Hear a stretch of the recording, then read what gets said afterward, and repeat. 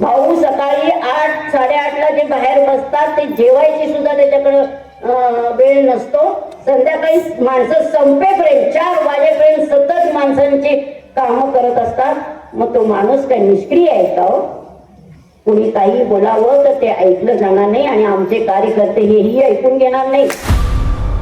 विरळी येथे पार पडलेली राजकीय सभा सध्या सर्वत्र चर्चेचा विषय ठरत आहे. या सभेत सोनियाताईंनी आपल्या प्रभावी उपस्थितीने आणि ठाम भूमिकेने अक्षरशः सभा जिंकून घेतली. सभेला मोठ्या संख्येने नागरिक आणि कार्यकर्ते उपस्थित होते. कार्यकर्त्यांचा उत्साह, घोषणाबाजी आणि टाळ्यांचा कडकडाट पाहता सोनियाताईंचा वाढता प्रभाव स्पष्टपणे दिसून आला. मला जास्त काही बोलायचं नाही म्हणून मला खूप मोठ्या जास्त काही पुढे जायचं नाहीये.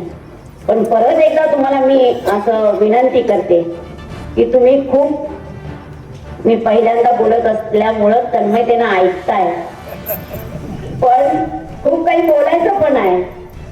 पण आता मर्यादा आहेत थोड्या. तिथून पुढे थोडी थोडी प्रॅक्टिस होईल आणि पुढं थोडं बोललं जाईल.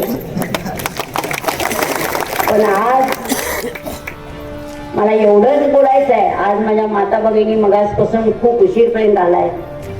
ह्या देवाभाऊच्या लाडक्या बहिणी आहेत, जयाभाऊच्या लाडक्या बहिणी आहेत. खरं तर आताच्या निवडणुकीत तुमचंच खरं तर सहकार्य खूप मोठं लाभलंय, म्हणून आपल्याला मताधिक्य पण जास्त झाले. पण तुम्हाला मी सांगते, पुढचं मताधिक्य खूप मोठं आपोआपच होणार आहे. कारण भाऊंशिवाय या तालुक्याला पर्याय शिल्लक राहणार नाही, याची गॅरंटी आपल्या सगळ्यांना आहे. या सभेचे आणखी एक महत्त्वाचे वैशिष्ट्य म्हणजे अरुणाबा यांची पहिल्यांदाच दिसलेली आक्रमक भूमिका. भाषणाच्या माध्यमातून त्यांनी विरोधकांवर जोरदार फटकेबाजी करत राजकीय वातावरण चांगलेच तापवले. थेट मुद्द्यांना हात घालत कोणताही संकोच न ठेवता अरुणाबांनी आपली भूमिका स्पष्ट केली. यामुळे उपस्थितांमध्ये प्रचंड उत्साह संचारला. एकीकडे सोनियाताईंची शांत पण प्रभावी मांडणी, तर दुसरीकडे अरुणाबांची आक्रमक शैली, या दोन्हींच्या संगमामुळे विरळीची सभा संस्मरणीय ठरली. आगामी काळात या सभेचे पडसाद राजकीय वर्तुळात उमटणार अशी चर्चा सध्या जोर धरू लागली आहे.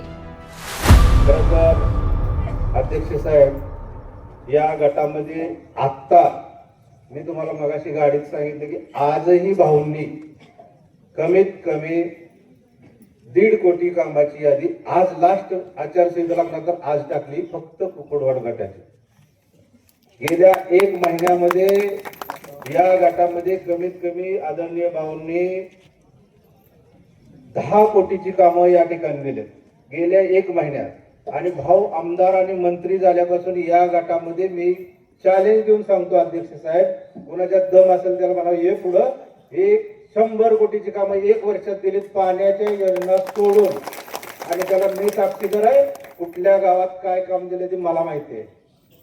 असली गोष्टी खूप येते लोक, भाऊवर काय एकेरी बोलतो तो, त्याच्यात दम आहे ना तर ये म्हणा पुढं, चल बघू कुणाच्यात किती दम आहे ते, एकेरी बोलतो.